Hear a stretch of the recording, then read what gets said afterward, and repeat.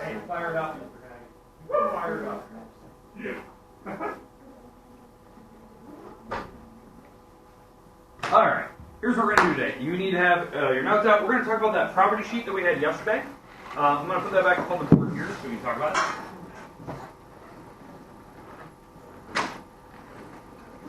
Okay. Now, for those who were gone yesterday, who still needs this property sheet? I handed it out yesterday, other than Ryan. Anyone else need the property sheet? Really? Oh my God. Okay, there you go. All right, so remember, this is just a study guide that we're using as kind of like the properties. Again, you're allowed to use this on test day and homework days, you know. And what I would do personally is I would highlight the names of these properties. So like what we've been talking about the last couple days here. Properties of equality, how to solve equations. We'll go through one more example of that today. I'll kind of give you a different problem. But, you know, these are the properties of equality. These are what we use to set up the solving of an equation, right? And so what we've talked about, you know, since Monday is that it takes 4 lines of work, 4 actual property names to actually solve for every digit on an equation, to get rid of it, to solve for x. And so these were the majority of them. You know, additive, the addition property of equality, subtraction property of equality, multiplication, division, in no particular order, right? You have to do those to both sides so that you can actually solve that problem out. So we'll take a look at a problem today where we can solve that, so you can see how that works. All right.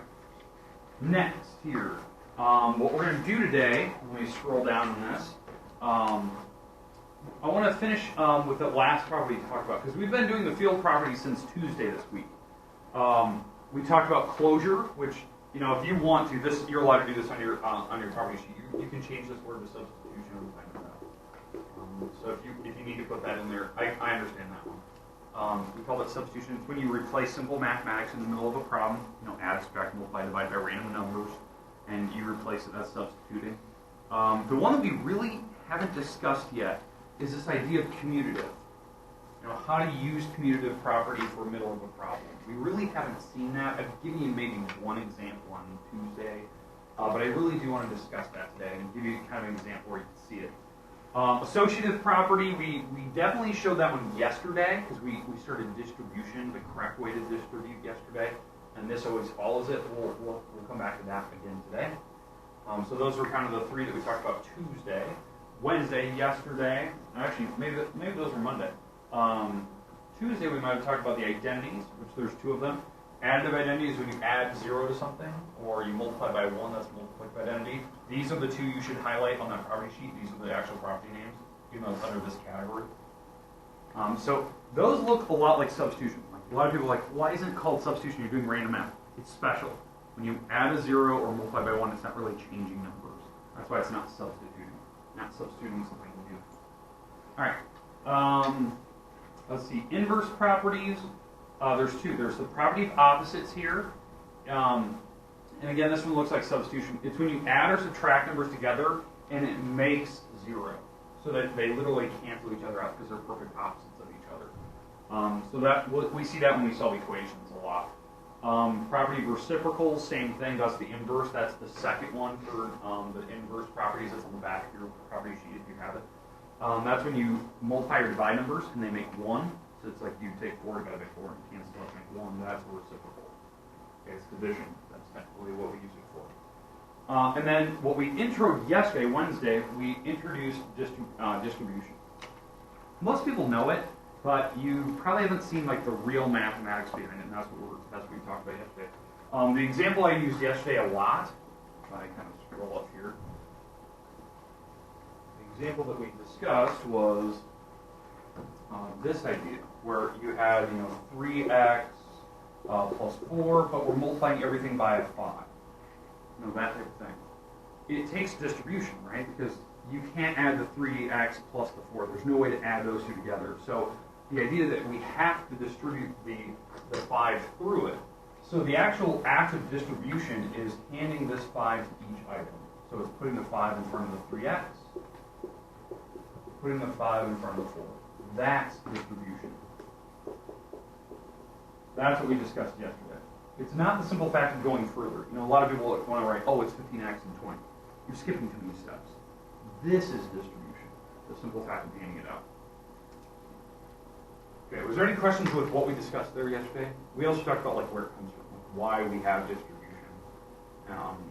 Basically, I think the example we used yesterday was something like 6 times 103 or something like that. But, like this is the easiest way that we use distribution. Like you can multiply these like column method or lattice method, whatever you want to do, or scaffolding, I don't know what you call it. But the easiest way to multiply this problem is to actually use distribution, so you can do it in your head. So you change 103 to be 100 plus 3, and then you distribute the 6 over it. Because 6 times 100 is 600. 6 times 3 is 18, so 600 plus 18 is 618. Right? So that's how you can do it in your head. It's a really quick way to do math. You can do that for subtraction. It's any combination, but it's just this is why we actually use this process. But then what it's molded into for you guys is that pretty much wherever you guys see it, it's just algebra. You use it for variables, like what I'm doing there. So this is actually what it was originally intended for, just for that type of problem. All right, but let's go further with this problem, because I do want to show you at least the distribution problem, go through it one more time, then we're gonna try to solve an equation today, and we're doing an expression. We haven't really talked about expressions. We've done a lot of equations for the past couple days in here. So especially if you've been gone, you can kind of watch those videos online, you can kind of see what we've been working on. But let's go on further. So what would be the next step? What would I have to do? What do you remember from yesterday? What comes after distribution?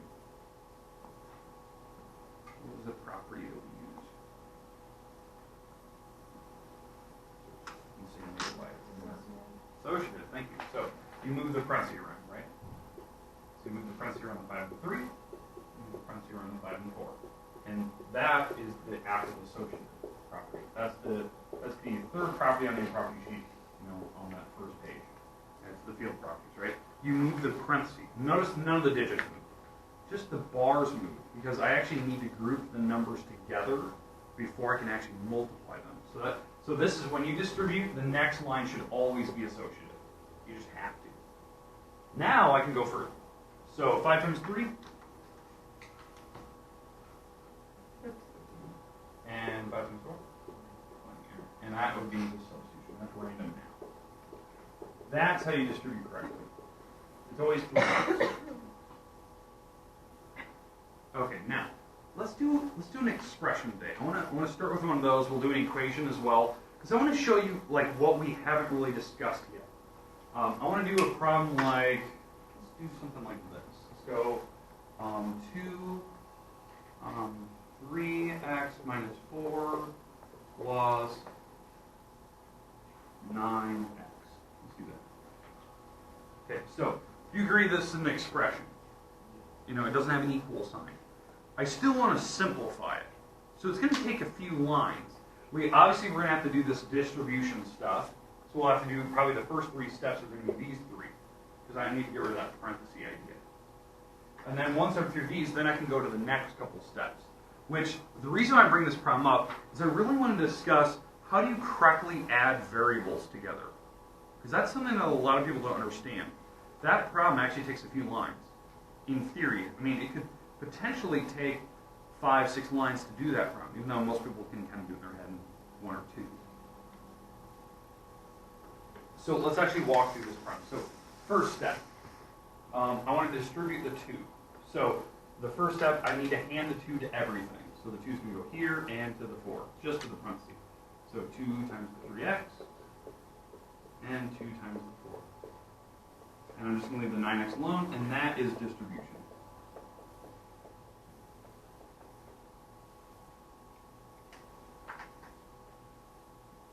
Okay, then, what always comes after distribution? Associative. So it's right there on the board. So you can kind of see it. So I'm going to do the associative. So the parentheses around the 2 and the 3, around the 2 and the 4. And the 9x just hangs out so far, so that's associative. And the last step here for the actual act of distribution, 2 times 3, 6, 8, plus the 9x. That's just substitution. So you can see the first 3 steps are just the same. Every time you distribute, you got to follow these 3 lines. There's only one rare occasion where this problem could be different, and it's the only way that this could be potentially like one more step is if they didn't have a number in front of the x. Like right now I have a 3. If they left that number off, you'd have to introduce the 1 there. And so we would have to put a 1 here right away, and that would be, multiplicative identity where you multiply by 1 for the first line, then you do the same work. You distribute, you switch parentheses, you substitute, but then the next line is that you'd have to take the 2 times the 1, which is actually multiplicative identity again. So that's just something you need to realize. So that's something that could be the only difference in this problem. Okay, questions, comments on any of the 3 lines so far? Pretty basic. Every time you distribute, it should be these 3, unless there's that rare occasion where you have the number in front of the x. Okay, now, moving on, what I need to do next is I need to try to attempt to add like terms. So after I'm done with distribution stuff, it takes 3 lines, now I'm going to start moving things around. So I'm going to move the 6x and 9x together, and I'll move the 8 by itself. What is that property in your sheet where you move things around? I've heard it. Commutative, yeah. It's commuting, right? Commuting means to group and move. Commutative property. That's, I think, the second property in your field property, where you move stuff, commuting. And now we can start this act of how do you add variables? Because right now, everyone knows it's 15x. Everyone knows that. But what's the correct way to do it? It's actually using reverse distribution, this idea of distributing things, but it's actually going backwards. You're actually going to take the x off of the 2 numbers. So you're going to write it like this, 6 plus 9, and I'm taking the x off of both, so it's like I'm going backwards. Because the x's are on the back, so I'll put the x out back. It's actually called factoring. I think that's what some people hear about in like algebra 1, if you're lucky enough to actually hear about that. It's factoring out the x. That's a common factor. Now I can add the coefficients in front. The numbers in front are called coefficients.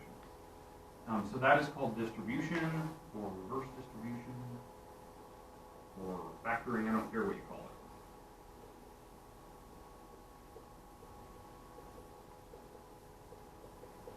Reverse distribution, or factoring. Factoring is not one. Questions with that? And now we can do the math. What's 6 plus 9? 15. And that's just substituting. That's how you correctly add variables together. You have to move them next to each other, distribute them out, then actually do the substitution.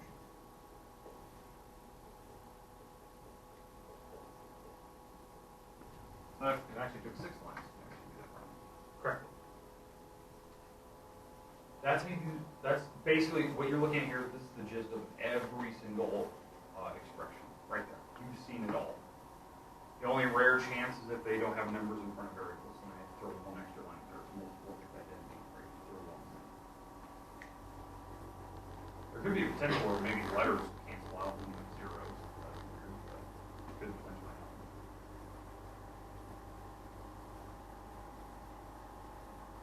Okay. Questions, comments on any of that? Yeah, I'm going to leave that there. That's just a good problem to look at so you can get kind of a feel for how expressions work. That's basically it. I mean, every single time. The same 6 kind of in a row. But let's do an equation here. We're going to do an equation where we can look at it. Solve solve something here. Alright, so let's do a problem like x over 4 minus 3 equals, let's go 5.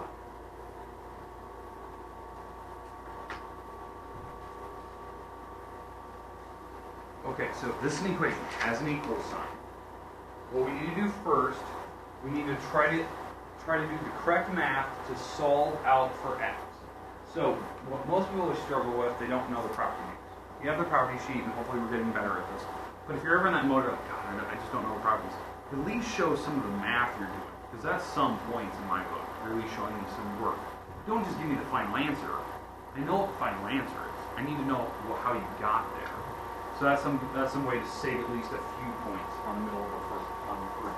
This takes 8 lines of work. It literally does. It takes 4 lines for every digit I need to get rid of. So what's the first number I need to attempt to get rid of? 3. Because the idea here is that when you solve an equation, this is the little acronym that you use. It's PEMDAS backwards. That's how you solve equations. You do add and subtract first, then you attempt to multiply and divide by something, and then you see if there's any exponents or parentheses. There's no parentheses here, and there's no exponents, so we don't have to worry about that. But you have to get rid of the 3. You have to add and subtract first. So how do I get rid of the 3? Yeah, you add it to both sides. And that's the property name, right? If you look at your property sheet, it's called the additive property of equality.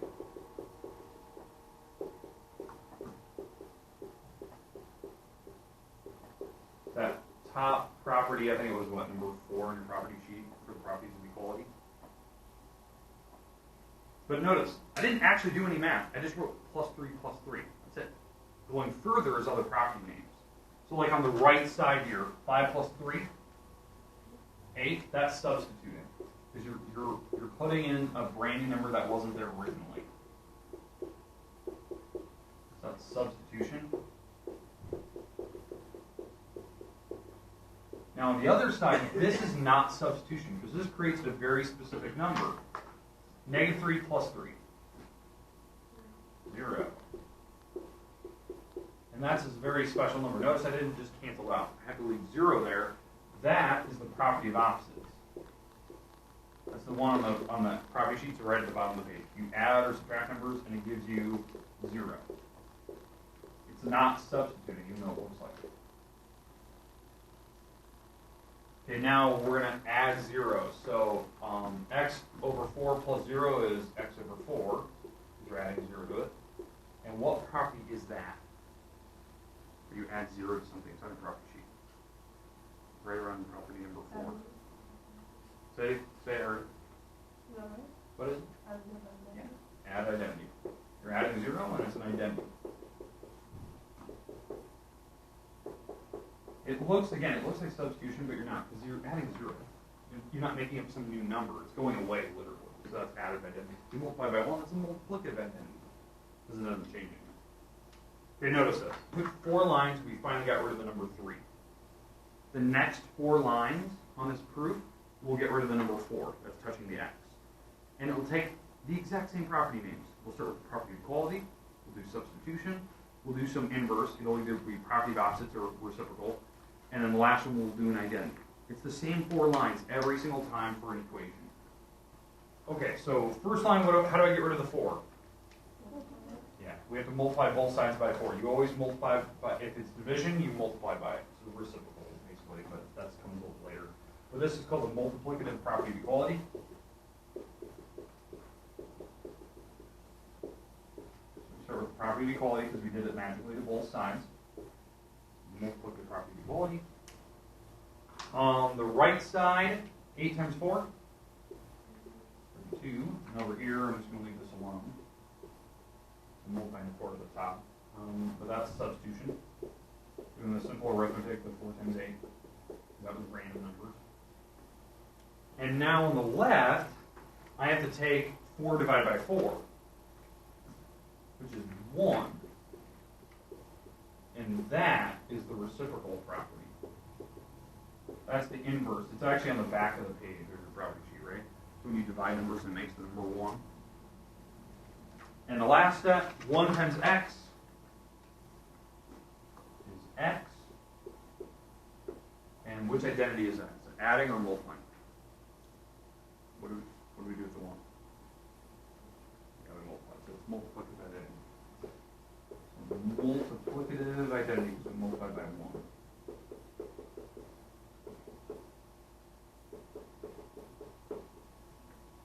This is what I expect to see in homework. That.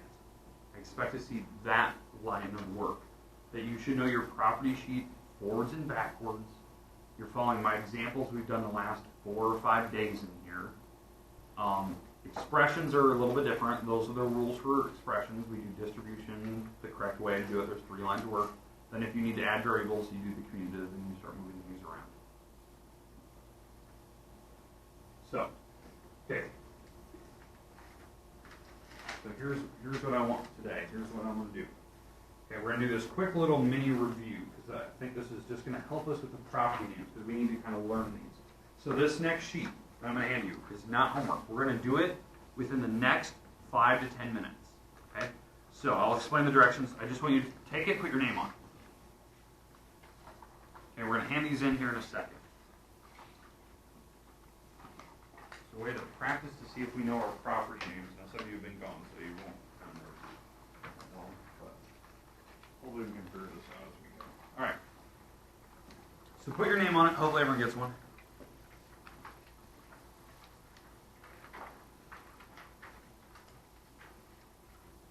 Okay. Everyone have one in front of them? All right. So here's how it works. All right. So you got your name on it. Okay. What we're doing on this worksheet, you're trying to tell me is the one statement you're looking at, you know, from the left side to the right side, left to right, did they do correct mathematics? Okay? Correct mathematics. So did they do their math right? So it's a true or false question. Okay? It's pretty easy. Now, if they did, right or wrong, what was the main property they were attempting to show you? Were they distributing? Were they multiplying by a 1? So that's multiplicative identity. Were they adding 0? What were they attempting to show you? So you're trying to tell me the one property name, and you have that property sheet in front of you. So you can use that. Okay, I want your first initial instinct. Try to do this in less than 2 minutes. Your first instinct, what you are. I don't care if you're right or wrong. I want your first instinct, what you think that property is. So it's kind of like a rocket math you did in elementary school, but now we're doing it for properties. Your first instinct is that we're going to talk about.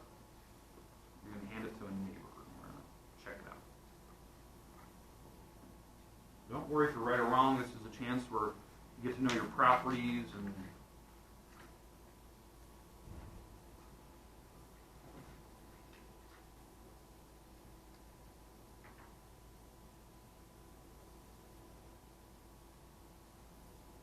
Ryan, I'm not worried about you because you haven't been here for like 5 days. So you can put whatever you do.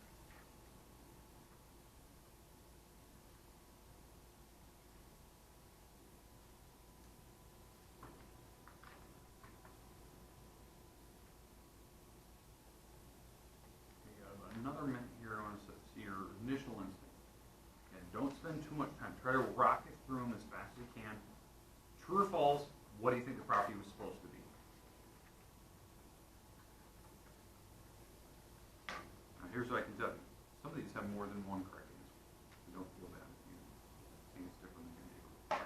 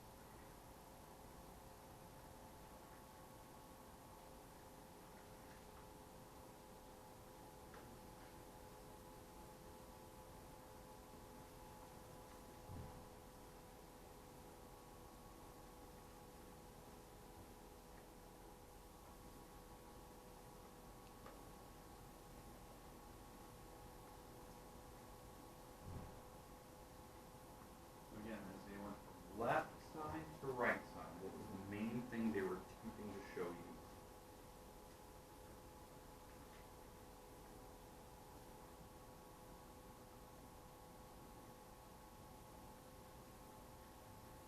And is it right or wrong?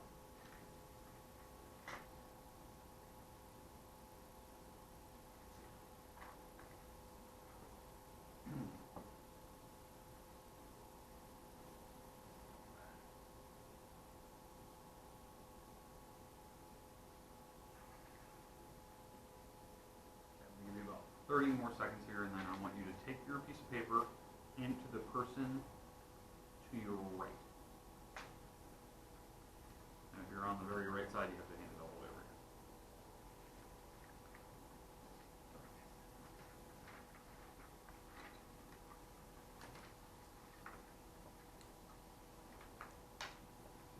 here. 10 more seconds here.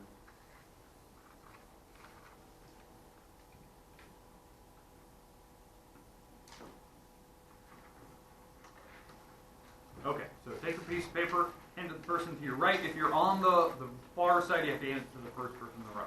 Now again, this is your first attempt at it. I'm not expecting perfection. In fact, some of you probably are like, oh my gosh, I don't know.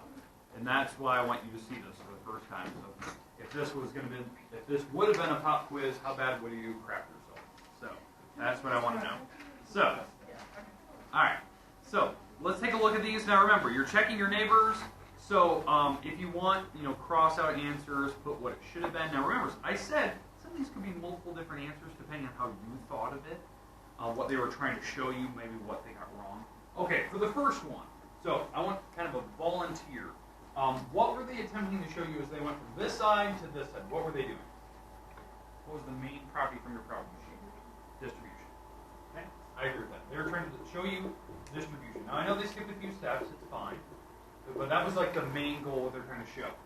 Now, were they right or wrong? Did they do their math right at least? Yeah, they did their math right in the long run, right? 3 through 5, 5 through 4. So they did their math right. So they did get that correct. So that is a true statement. Okay, make sense? All right, let's go over, let's look at problem number 2. What were they attempting to show you from this side to this side? What were they doing? Like, what property? Now, I can see this one could be potentially 2 depending on how you saw it. But I'm going to show you that what I want. But what are they attempting to show you? Is it, or maybe we should start, is it true or false? We'll start with that. Question. So what do you think? True or false? I heard somebody said something. Could be true or false, depending on what C is, correct? So it depends what the number is. Okay? But here's the thing. the main goal, what they're attempting to show you, is that you can take the two variables, the two digits or whatever they are, and you can switch them. Now, did they switch them correctly? Did they actually flip-flop it correctly? The answer is no. They didn't. Here's the why. If you were to flip these correctly, you should have, this answer over here should have been this. Because if you flip-flop these, the negative should go with the 4 still, because it's attached to it. And then the 8 is still a positive number. What they are attempting to show you there is commutative property. That you can move items around and it doesn't matter how you move it.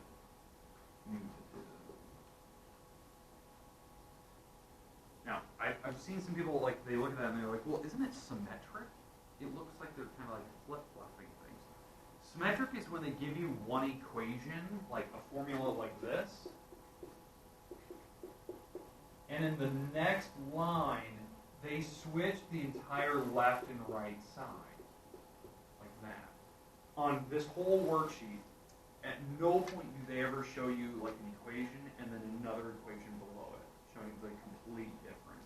They're going from left to right side. So really, here's what you should be thinking about.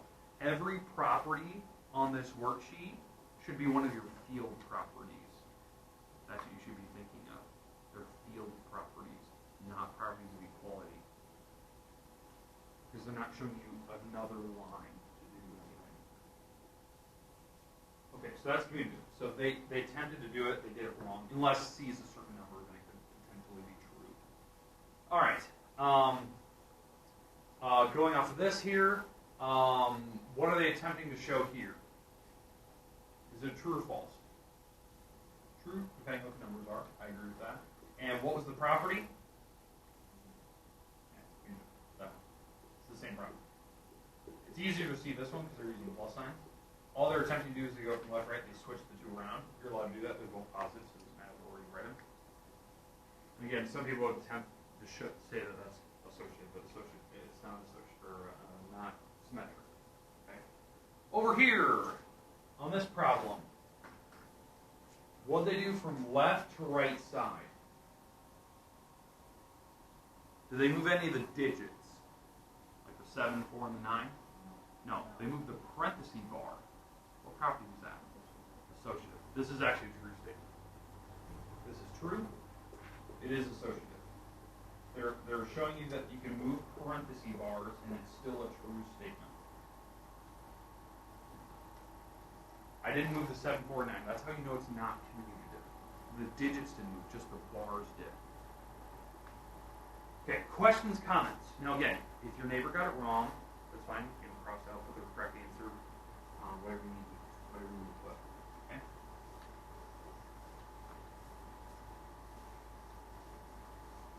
Okay, scroll down here. 5 and 6.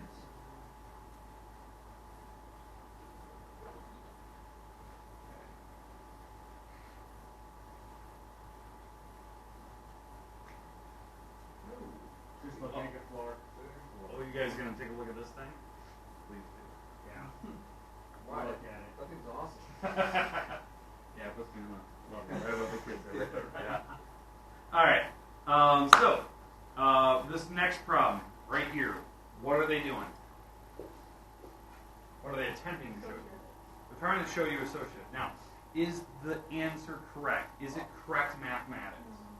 Okay, so that's what we got to talk about. So they're attempting to show you associative. You know, the same thing as the last problem.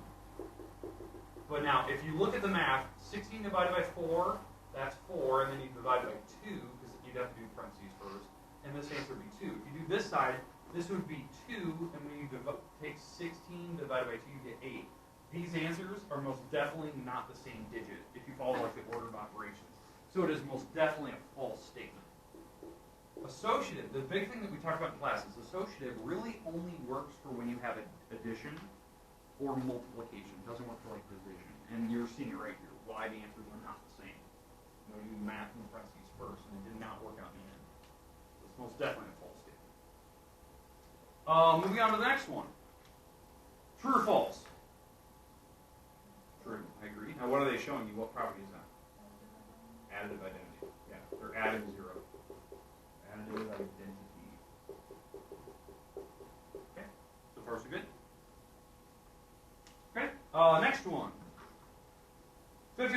plus 1 equals 51. True or false? False. I agree, that's not true. Now, what do you think they were attempting to show? And this is where this one can potentially have two different answers. It could be additive identity. If you thought maybe they were meaning to type 0, like 51 plus 0 is 51. Or, what's the other property it could have been? Instead of additive identity. It could have been substitution, and they just got 52 wrong. Like it should have been 52 on the right side. So that's where I could see it's two potential answers. It's however you look at it. But obviously, looking at it wrong, it's most definitely false. Could be multiplicative identity. I didn't even think of that one. So, I mean, there's three potential answers. So it's, because obviously it's false statement, so they're trying to show you something. Okay? I mean, again, it has a range of answers. Next one, true or false? X, Y, in parentheses times Z equals X times parentheses Y, Z. True or false? What do you think? What? True. It is true. Now, what are they doing? This is associative. Yeah. You're moving parentheses again. I said it actually a little bit ago. Associative works for addition problems, and it also works for multiplication problems. You can move the parentheses bars, and it doesn't change any of the answers. Because it doesn't matter the order you multiply. 2 times 6 or 6 times 2 doesn't really matter. If you put the parentheses around certain things, it's still the same. You're multiplying everything together anyway. And you do not, here's the big thing, you do not distribute over this problem. That's not how you do that. Okay? What you're supposed to do is just multiply the things on the inside first, and then you can then zip to add something outside. Okay, that's how you do multiplication problems. Because you can multiply anything in the world. You just can't add anything. There's a limit there. Okay, 9 and 10. Scroll down here.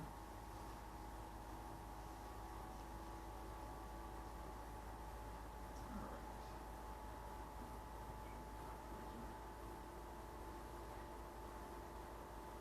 Okay, last couple here. True or false? 8 times 0 is A. False. Now, what were they attempting to show? This one has a couple different answers. What are they attempting to show you? Multiplicative identity, maybe. So maybe they perhaps type 1, they type 0 by accident, so 8 times 1 is A. Additive identity, maybe they were meaning to type adding 0. Okay, so it could be substitution, perhaps. Maybe they meant to put 0 on the other side and they accidentally typed A. Okay, so it could be a range of answers that could potentially be. Okay, what about number 10? True or false? True or false on number 10? And what are they attempting to show you? In fact, number 10 is actually false. It's actually a false statement. I know it depends on what your X, Y, and Z is, but it's actually a false statement. Now, here's the reason why. On this first one, whatever this is, you subtract. On this problem, what you actually have to do is you actually have to distribute this negative sign through the parentheses. A lot of people always don't see that. You have to distribute the negative sign. So if I distribute the negative sign, it's actually this. And that is not the same problem that we have up here. With this. That is not the same problem because this is a plus sign versus a minus sign. So it's most definitely different. What they're attempting to show you is associative. That's actually the main goal because they moved the parentheses bar. But the simple act that they got distribution incorrect.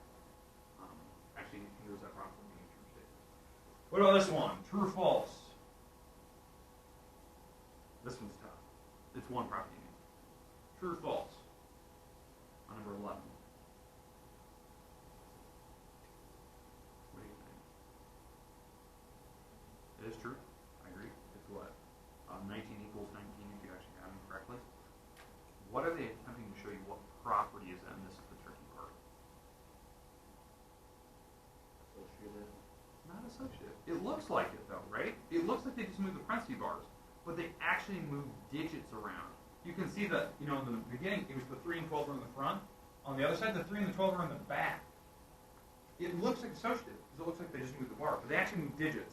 Well, it's not distribution. It's commutative.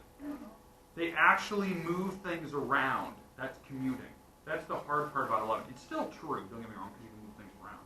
But it's commutative. It's not associative or distribution. They're not trying to distribute anything. What about 12?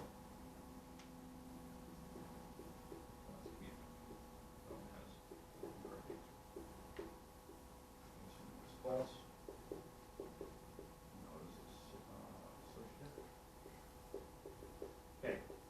What about 12? True or false? False, I agree. Why? Yeah, they forgot the distribution. They forgot to take the A times both. They forgot the A here. That's false. It's a problem with distribution. Okay, so this is to help you kind of get more familiar with the properties, get kind of a handle on them. Okay, so put your partner's score on there. It should be out of 24 points. Now again, this is not going to the grade book. It was just for something for you to look at, for you to kind of understand, wrap your head around what the property names are. So put their score on there. Be brutally honest. Maybe they only got 4 out of the 24 because maybe they forgot to put true and falses, so you got a bunch wrong there. Some of those had multiple answers, so you can kind of give them leeway, whatever they put. But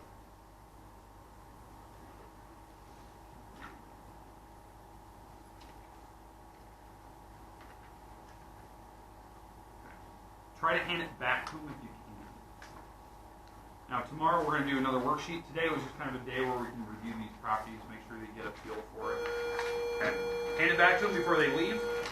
Take it with you, bring it back tomorrow. I want that back tomorrow so we can use it to study off.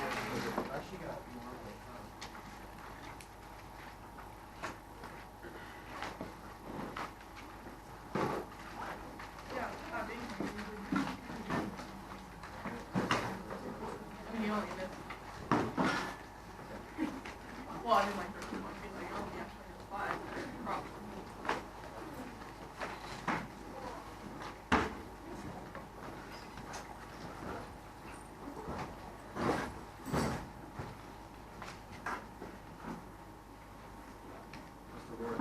Yes, sir. Surprisingly, I only missed one of what I actually did. I didn't get all of them.